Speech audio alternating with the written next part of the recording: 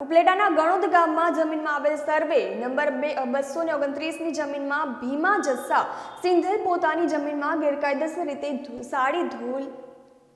સાડી ધોલાઈ ઘાટ ચલાવતો હતો.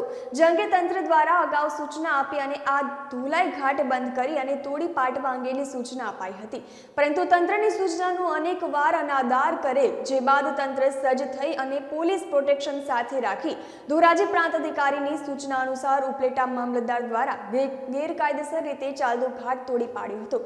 જોકે આ ઘાટ ઉપર 4000 જેટલી સાડીઓનું જેતપુરના શ્રમિકો દ્વારા ધોલાઈનું કામકાજ શરૂ હતું.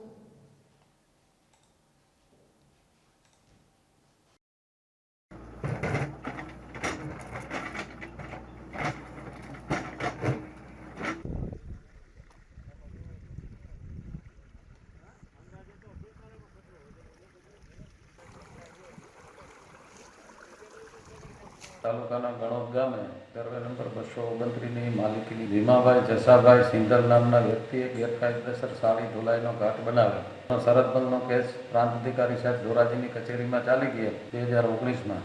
ત્યારે એમને ઘાટ પોતાની રીતે તોડી નાખવા માટે સંમતિ આપેલી, પણ એની અમલવારી ન કરતા અને આજરોજ અમે ગણોદ ગામે જતા આ ઘાટ ઉપર ધોલાઈનું કામ ચાલુ હોય.